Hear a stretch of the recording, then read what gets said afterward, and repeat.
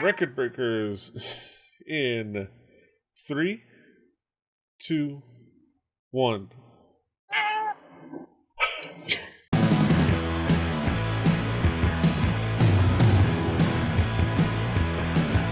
Still offering to the drum machine to put another face on my heart.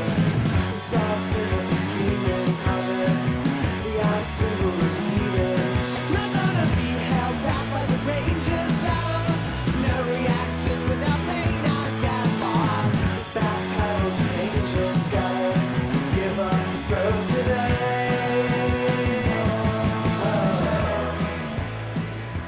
Buenos nachos, amigos, and welcome to Record Breakers, a music podcast where a group of friends gather together to share music with each other, an album at a time.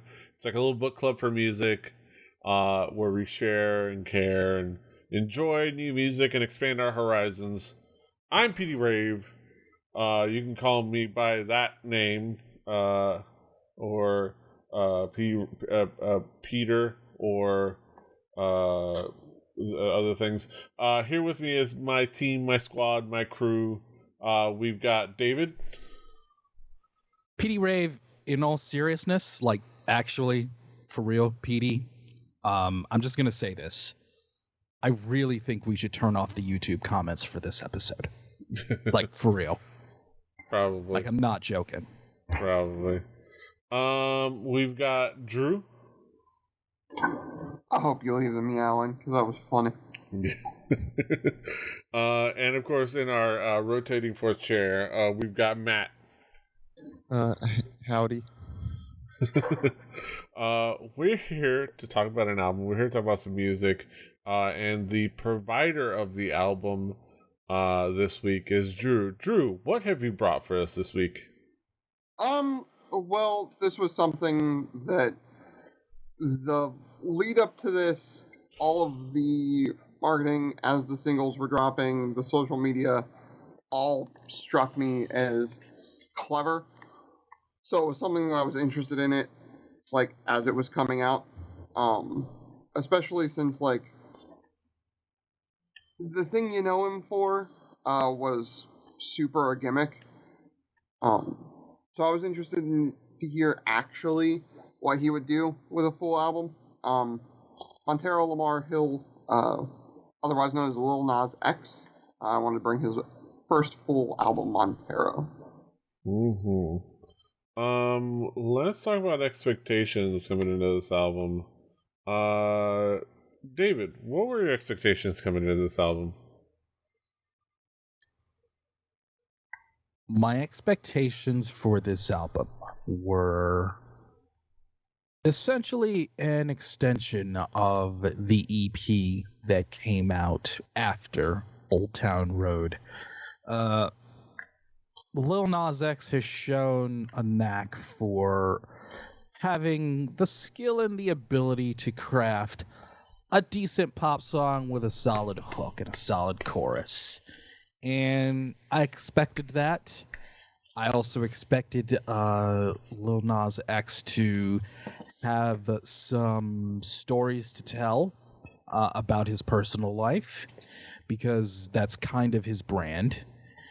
And I expected some mixtures of pop and hip-hop, because that's really where he stands. I think Old Town Road was really just kind of a weird cosmic event that just kind of happened, and I think he knew that he needed to do something else, ergo the Montero album. But for Drew, normally on the Record Breakers podcast, one of us will go up.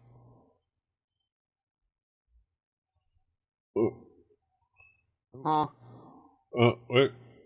Did we lose? Okay, thank God it wasn't just me. Okay. We're gonna wait. See? They're already coming for us. They're already coming for us. I'm not even kidding when I said, Whoa! that's a shoot, brother. Petey, turn off the YouTube comments for this one. Yes. They're already coming after my Skype connection. Drew, why this album? Why this one?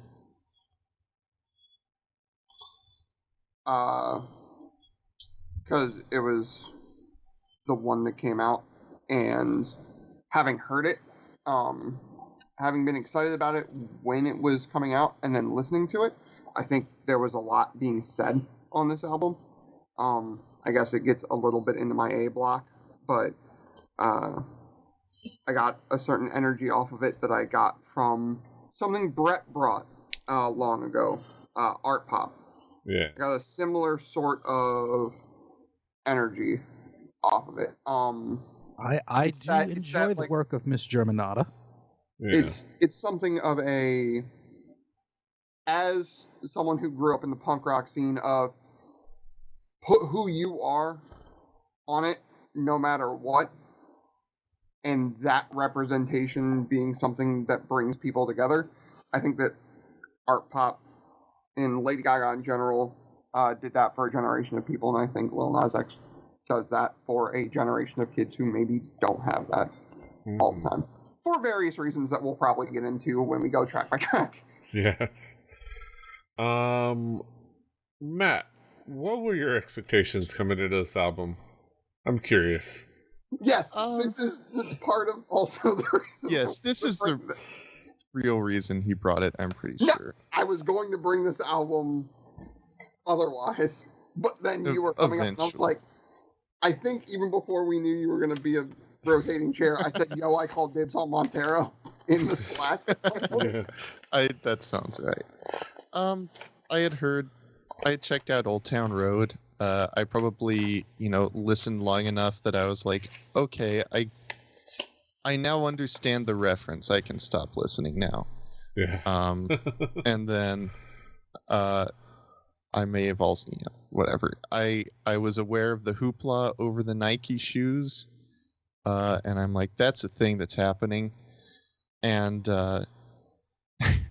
I had heard of the album just in passing because it, was big enough of an album that, it managed to pierce my sphere.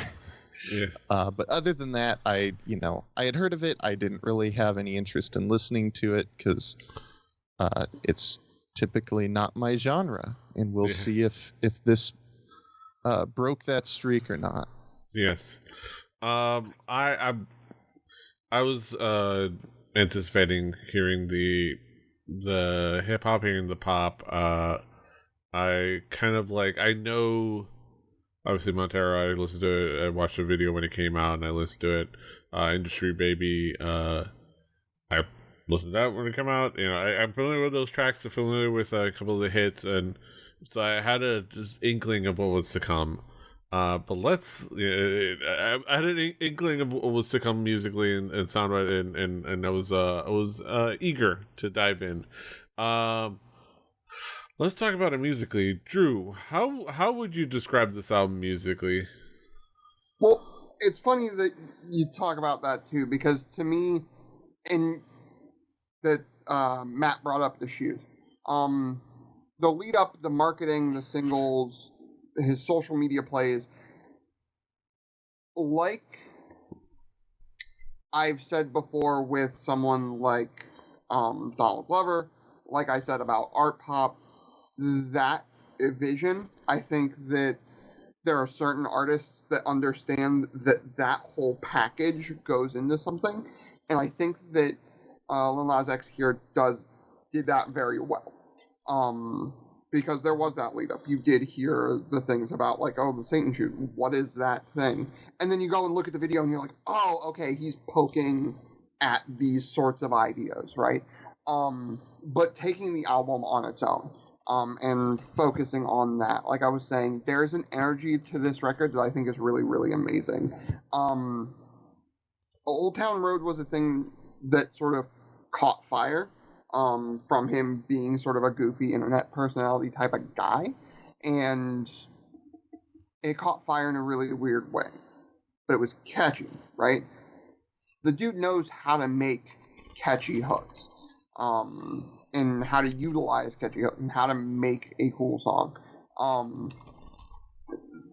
There is sort of this spoken truth that, especially when it's in pop music, I think it like feels a bit different, and I keep referencing Lady Gaga, and I understand that, but the last time I heard it in like sort of a pop centric record was Lady Gaga, and it has, like I said, that sort of punk rock energy of like I want to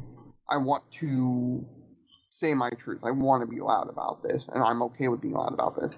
And at times there's vulnerability in that, in a couple of these songs, and at times it's not. I'm gonna have a bit of bravado to it. I'm gonna have a bit of push to it, and I think that's really cool. You have features on here that are really, really weird. You have Elton John playing piano on a track. You have Jack Harlow like being a great ridiculous addition for no apparent reason. Besides like, nah, I have a rap heavy track. I'm gonna put Jack Harlow on it because he's good at doing that. It's really, really cool to see those types of things.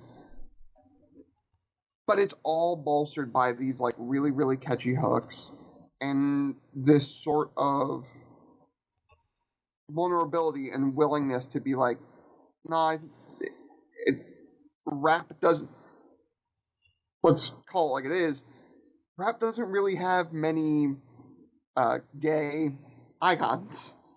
And Lil Nas X got real super popular on mainstream. Like, yeah, like it, like that's one like icons. Like it's not something that like you don't have like. You went to like the Met Gala and stuff. Like it's not something that's like super like up there, and it's changing, and I think that's great. And having someone like Lil Nas X sort of saying like, nah, I'm okay with being gay Master P at times. Like, let's be fair, that's what that Montero video was. Yeah. He was being gay Master P, and I think that's really cool. Because representation can be important, especially when it comes to art, and like being open like that is something that in this genre of music doesn't see enough, I think. So something that was fun. Yeah. David, how would you describe this album musically? I think he's still not here. He's gone. David. Oh. Dave's not here, man. In the meantime, in between time, you know, you're supposed to be the main event. Matt, how would you describe this album musically? There's kind of three categories of songs that I would lump most, if not all of them, into. Mm-hmm. The first is like the I'm super awesome and super baller. This is the category that does the absolute least for me. Just like I'm really happy for you, man. I don't find that interesting personally. And then there's what I will call the bridging concept of the category that I will refer to as the nobody knows when you're down and out, which is the like when I was nobody, you didn't care about me, and now that I'm somebody, now you want to be my friend, as explained by Jimmy Cox in 1923. And then the kind of the second half especially, but sprinkled throughout, was like the real world problems and insecurity and, you know, kind of the most kind of getting real of the whole thing. And those to me were by far the most interesting, especially when, you know, giving the lyrics a good read. And, you know, obviously it paints a very clear and complete picture, and, you know, you can tell that it's all stemming from real life. So all three of those categories are totally valid in my book. Yeah, those are the elements I noticed. those elements. Did we? Okay, so let's see if. All right, as we pause for the transition, and we will have David's thoughts in just a moment. Right now. All right, Get into character. we're back here. We've recovered him. David, finally, how would you describe this album musically? I would describe this album musically as an extension of Lil Nas's EP, which I enjoyed the song Panini in particular. He shows his ability to craft a good pop song with a solid chorus and a good hook. He's not afraid to inject some hip hop, and he tells his own personal stories, which is to be expected with how open he is with who he is now. And overall, it is a modern pop album with all of the trimmings. Yeah, this elevates the sound that he was growing, with his EP and his other previous work, and it explores it further. It is at its core a pop album, a more epic, kind of grander pop album, but a very, very polished pop album with rap throughout, more rappy songs. Rappy songs? Yeah, something like that. There's Is that some pop anything rock. like Rappity Rap, Petey Rave? Not quite.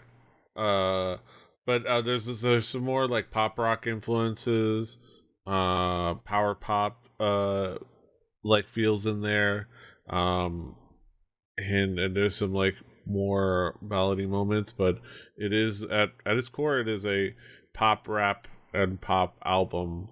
And it's constructed well for that. It builds epic. It builds catchy choruses, catchy hooks, engaging wordplay, engaging storytelling, engaging pop songwriting. Even like in the compositions, as we talk about like Elton John's contribution, he didn't just like show up and play a piano. He also composed and produced the song that he's on. At least co-composed it, and which is kind of like his, what he does, which is composing. And Unless you're Steven Wilson. Exactly. And it utilizes the features that it utilizes really well, in specific use cases that I think shine really well.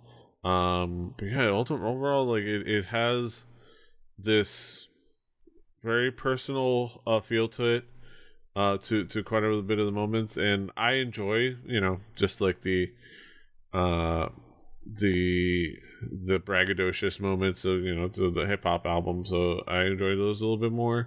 But I can see the sentiment that Matt was talking about.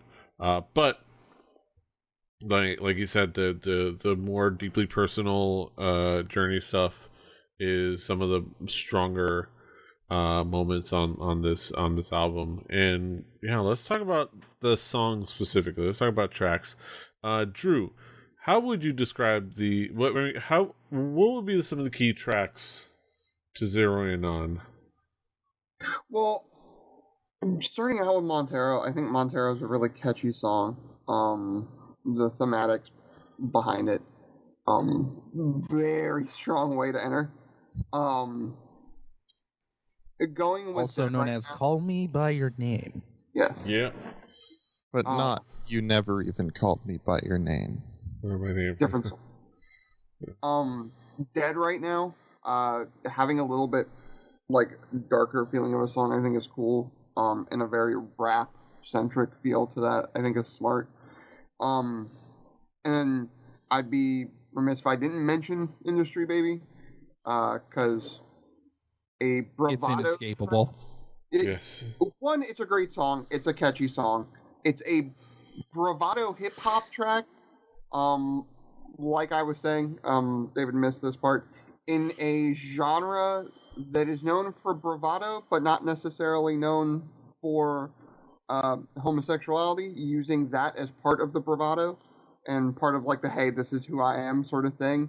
That "fuck you" punk rock attitude, I can always get behind. Also, Jack Harlow is a great feature on this. And then the two sides of the same coin, I think that thematically fit really well together and sort of play off each other are Scoop with the Doja Cat feature on it, which is also very good. And then One of Me. Scoop being a song that's like, look, I'm doing what I can to be noticed out here in these streets, like doing my thing, like look at me. And then One of Me on the flip side of that coin being like, but is that thing gonna be all I'm gonna be known for? Am I always gonna be the old town road guy? So I think that those two being right next to each other was on purpose, and I think it was well done in that way. David, what would be some of the key tracks for you?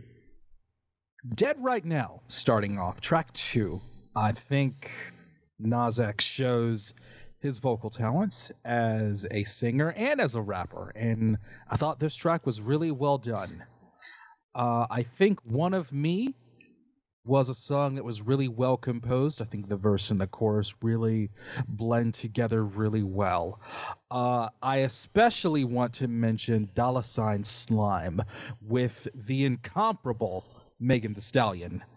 In my opinion, the feature on this album that needs to be heard. I'm of the opinion that Megan Thee Stallion is a superstar and deserves all the riches and fame that she gets. Mm-hmm.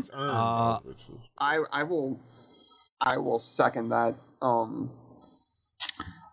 Lost in the Citadel was one of those power punk / pop punk songs that reminded me I don't like power pop in pop punk very much. So much I can barely say it. Yes. Fair. And also Tales of Dominica. That song was actually rather interesting because I realized looking up the information on Genius, Lil Nas X's childhood was dramatically similar to my own. And I found that fascinating.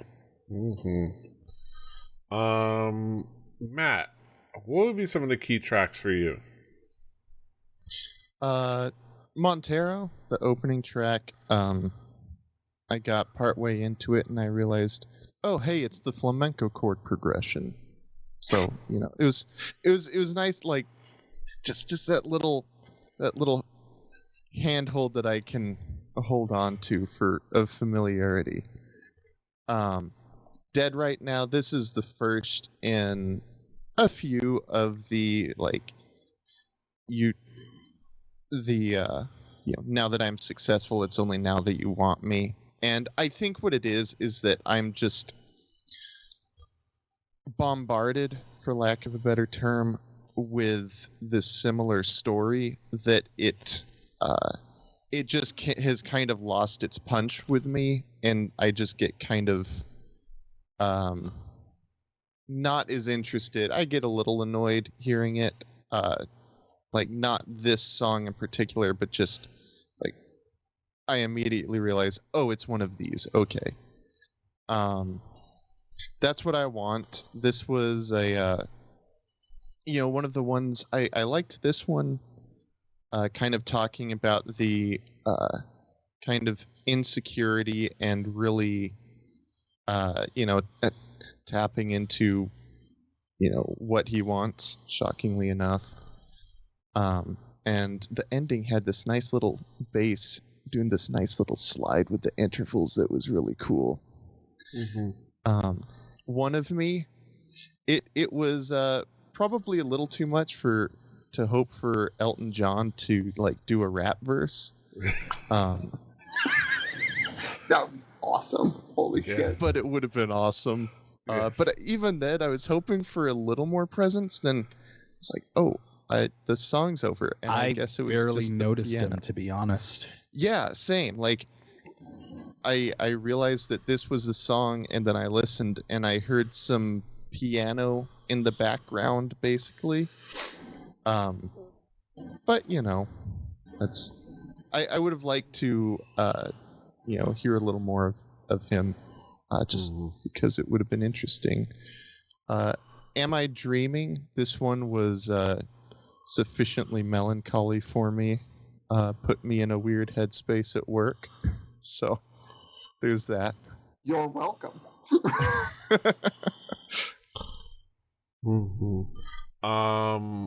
Yes. Yeah, I think some of the tracks to zero in on, like, obviously the opener, it's well known, it's out there, people have heard it quite a bit, but it is, well, it does a great job of kind of leading the album and leading the themes of the album and just kind of hitting you in the face with it, and I'm here for it. And really cool stuff, kind of like looking up the inspirations of, like, Call Me By Your Name, the movie, and kind of like playing into like being the representation, being a little bit like that, and the personality of the song. That's what I want. Had the polished power pop influences, and those are nice. And it's this wasn't, it didn't go full pop punk, but it did, not to put other people's down to bring this up, but this is, if Nas X did pop punk like fully as an album, I feel like I would like it a lot more than that Machine Gun Kelly album, mainly because he feels like he's actually emoting.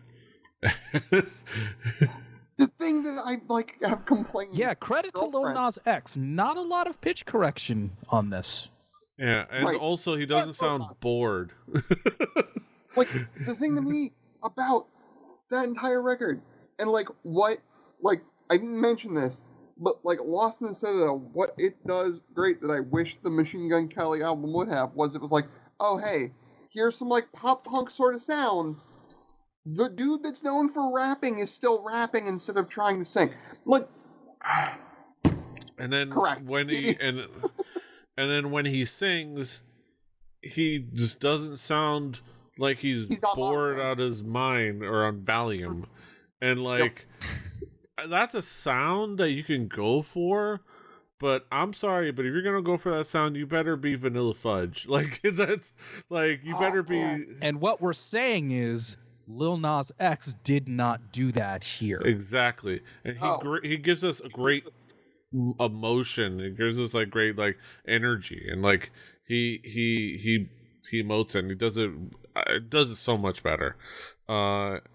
And I enjoyed One of Me. I like it's been said, I wish it had a little bit more Elton John, even if maybe it's him accompanying in the hook, singing, which he does kind of have a particular sound of voice. I don't know if it would have been detracted, but volcanic ash soap. Exactly. I would want it a little bit more, but overall, I think the song works well with that, and it does have a nice little pairing with Scoop right before it.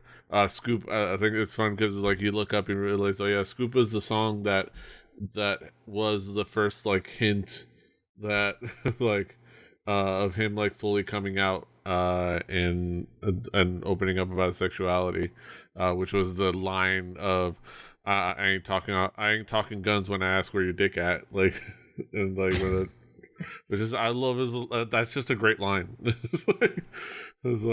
It's just a great line, especially if you specifically know that dick is also slang for guns. It's not an out of nowhere thing. And I liked it wrapping up with "Am I Dreaming?"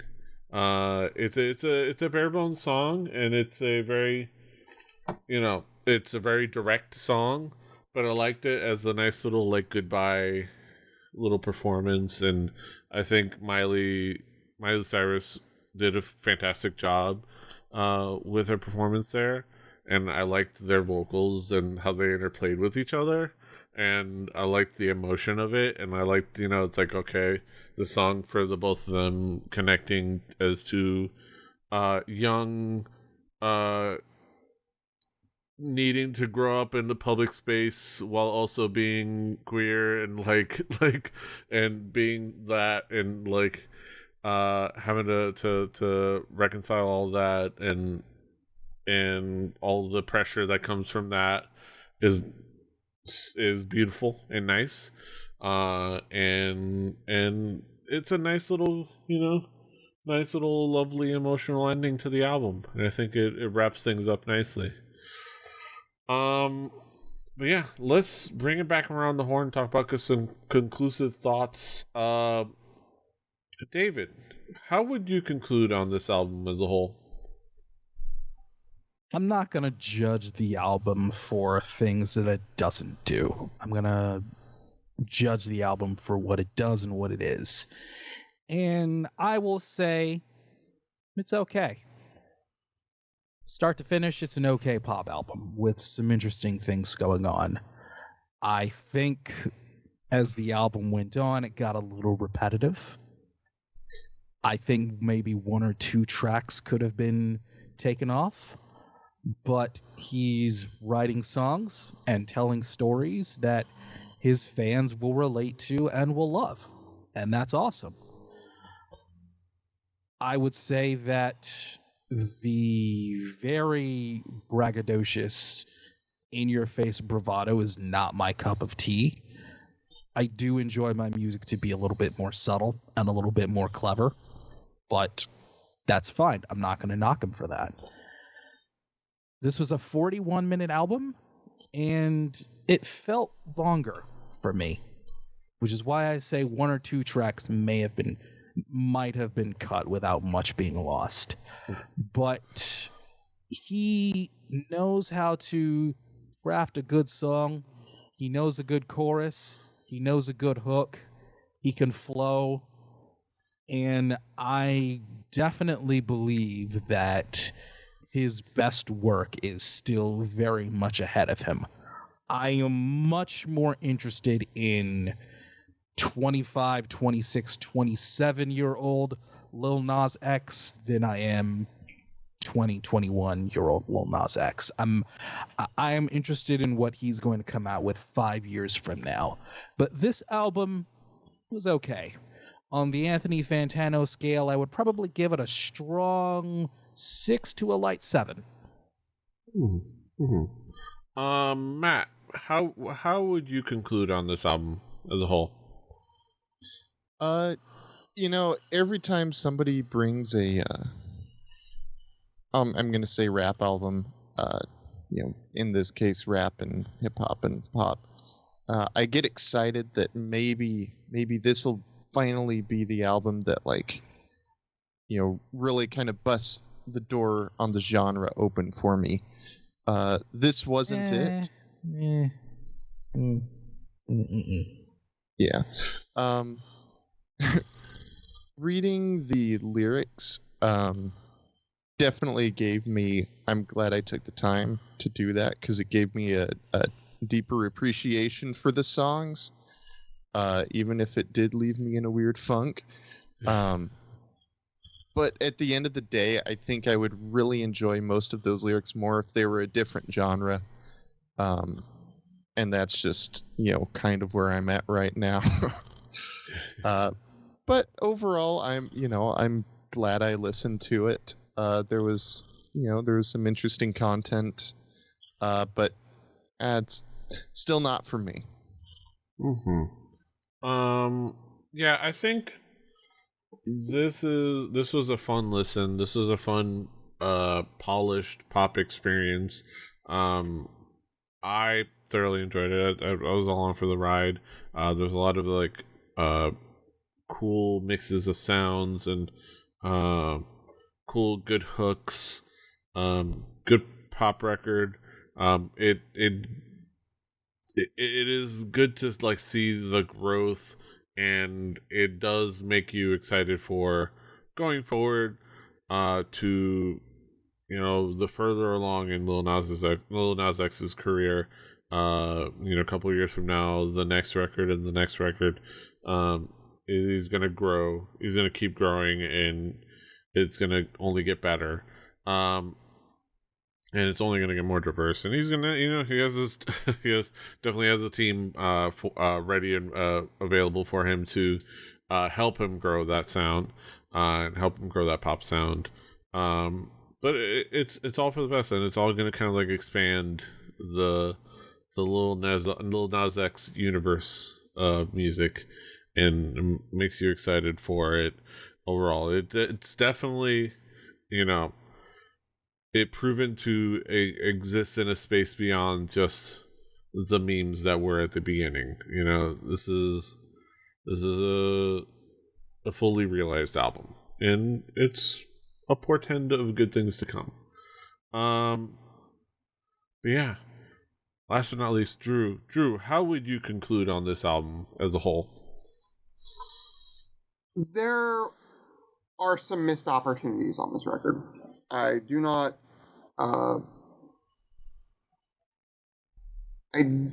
come with this without realizing that. I think with the people that Lil Nas X on some of these tracks is very much speaking to, which are the people that maybe he didn't see somebody speaking to him when he was their age. I think Elton John having more of a voice in the piano and the composer credit, I think would have done a little bit to that, personally. I think that something like Void, or Don't Want It, if David's talking about cutting tracks, I think those could have been cut and maybe not have missed a huge amount. But this is a first full length. And if this is his first full length, if this is his first foray into I'm gonna sit down and really think about it, and he's willing to at times be this open, I'm excited to hear the next. When I go to rap music, I want one of two things. I want either KRS-One, Killer Mike, Kendrick saying something about some shit, or I want something that takes a different view on self than I maybe think about. Yes, like I said on Montero for the video and sort of the song, he is being gay Master P. Call it what it is. He's being he makes a video where there's booty shaking and it's dudes. He does it twice on this record with That in Industry, baby. Wait, Lil Nas X is gay? No. Yeah. But you have things like Scoop. You have things like One of Them. You have things like Am I Dreaming, where he does get introspective. And I'm not saying that it's the same level of diving into a mind that say because the internet or because the internet did for Childish Gambino, or Swimming, or Circles, or if you want to be technical about it, Swimming in Circles from Mac Miller did for him, which is still something that I have to decide how I want to bring that album here.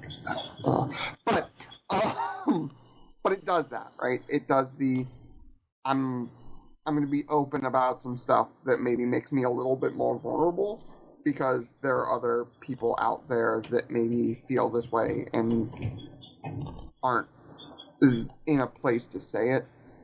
And I think that's kind of cool. I will always applaud the punk rock spirit of, nah, fuck you, I'm going to be me. And I think that's pretty great. Mm-hmm. Yeah. For first album, this is promising as hell. Yes. We're looking forward to watch his career with great attention. Interest. Great interest. Intrigue, if you will.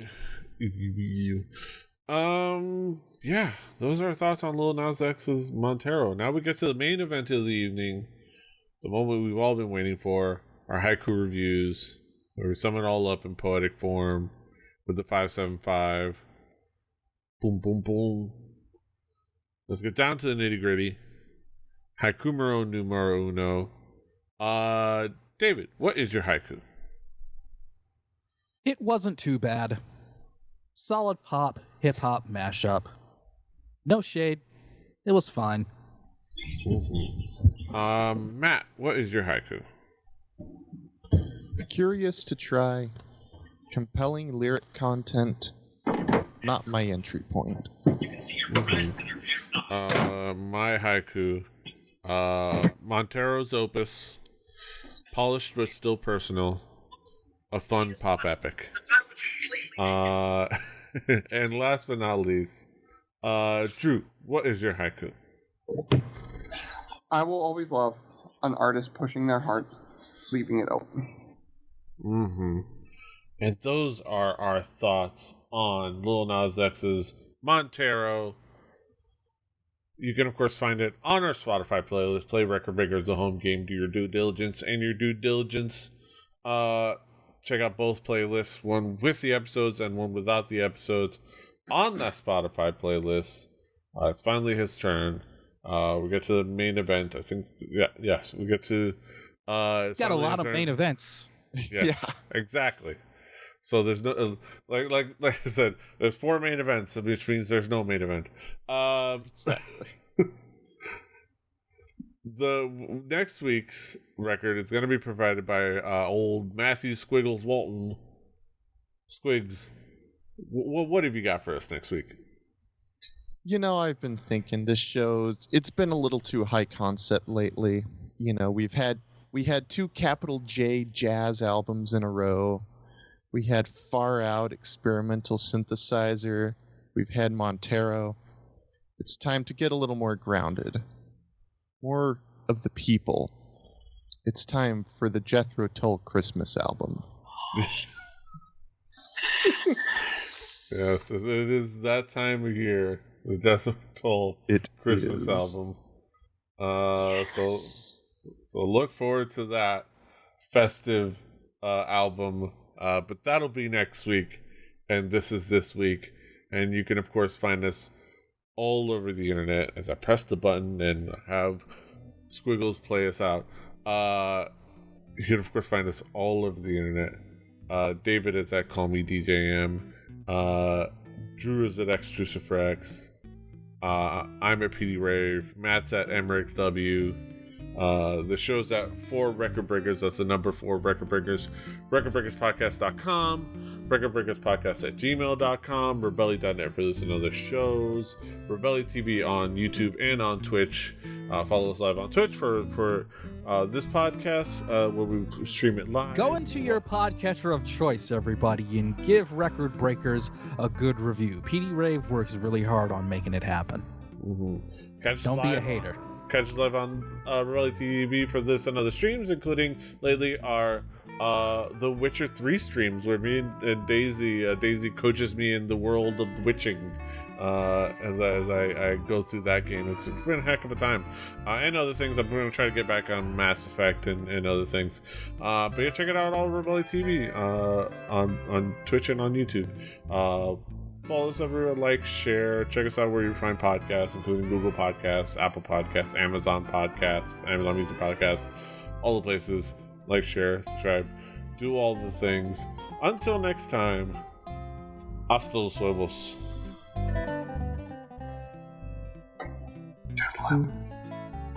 #Luke Feintag. Rebelli Podcast, baby. That was awful. Annyeong. Fighting.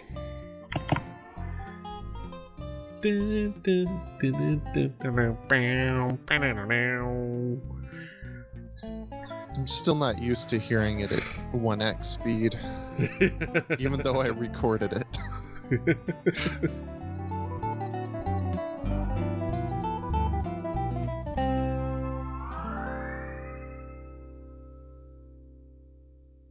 Diamond Club hopes you have enjoyed this program.